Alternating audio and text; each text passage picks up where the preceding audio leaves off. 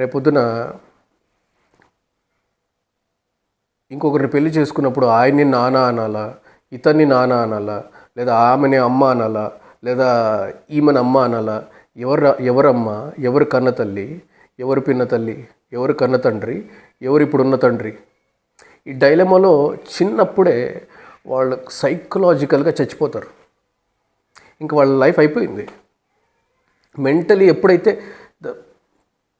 అత్యంత ఎమోషనల్ ఏదన్నా ఉందంటే అమ్మ నాన్న, అక్కడే దెబ్బ పడింది అంటే మీ జీవితాలు వదిలేసేయండి. మీ సంతోషం కోసం వేరే వాళ్ళని చేసుకున్న వాళ్ళ లైఫ్ అవుట్. ఎందుకంటే సైకలాజికల్గా చిన్నప్పటి నుంచి ఆ బీజం పడిపోతుంది. వాళ్ళు ఇంకా లైఫ్లో ఎదగలేరు, సక్సెస్ అవ్వలేరు, వాళ్ళ లైఫ్ స్పాయిల్ అయిపోతుంది.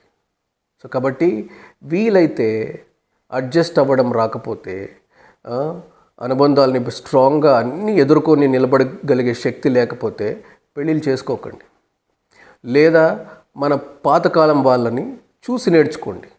ఇప్పుడు కాలం వాళ్ళు కనీసం కొట్టుకోవట్లేదు, కనీసం అరుచుకోవట్లేదు. ఇంతకుముందు ఇష్టానుసారం కొట్టుకునేవాళ్ళు, అయినా అడ్జస్ట్ అయి ఉండేవాళ్ళు. అంటే ఇప్పుడు కొట్టుకోవాలని నేను చెప్పట్లే. అప్పటితో పోలిస్తే ఇప్పట్లో ఆర్గ్యుమెంట్స్, గొడవలు అనేవి చాలా తక్కువ. అయినా అడ్జస్ట్ అవ్వట్లేదు అంటే ఇంకెందుకు చేసుకోవడం పెళ్ళి? ఊరికే పెళ్ళిళ్ళు చేసుకొని పిల్లల లైఫ్లు స్పాయిల్ ఎందుకు చేస్తారు? చేత కాదు, ఎదుర్కోవడానికి చేత కాదు. దెబ్బలు జీవితంలో ఏం తగలకుండా ఏం ముళ్ళు గుచ్చుకోకుండా, ఏం గుచ్చుకోకుండా టాప్కి వెళ్ళిపోదాం అనుకున్నావా? అన్ని అప్స్ అండ్ డౌన్స్ని, ఒడిదుడుకుల్ని అన్నీ ఎదుర్కొంటేనే అది సంసారం అవుతుంది. అవి చేత కానప్పుడు, చిన్న చిన్న రీజన్స్కి విడిపోతున్నప్పుడు, ఇక్కడ సరే ఇక్కడ విడిపోయావు, ఇక్కడ దొరకంది అక్కడెక్కడో ఏదో దొరుకుతుంది అనుకుంటావు, అక్కడ హ్యాపీగా ఉంటాం అనుకుంటాం, అక్కడ కూడా ఉండలేం. అడ్జస్ట్ అవ్వడమే తెలియనప్పుడు ఎక్కడైనా ఎందుకుంటాం? ఆర్గ్యుమెంట్స్, కోపతాపాలు ఇవన్నీ ప్రతి మనిషికి సహజమే, భగవంతుడికే నార్మల్ అవి. మరి ఇంకొకరేం మహానుభావురాలో కాదు కదా, అందరూ కామన్ మెన్సే కదా. వాళ్ళకి కోపతాపాలు, ఉప్పు కారం అన్నీ తింటారు కదా.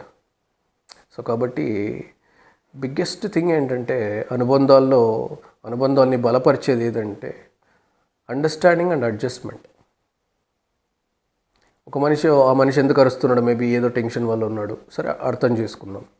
సరే నేను అరుస్తున్నా, సరే ఎందుకు అరుస్తుంది? ఏదో టెన్షన్లో ఉంటారు. ఇవి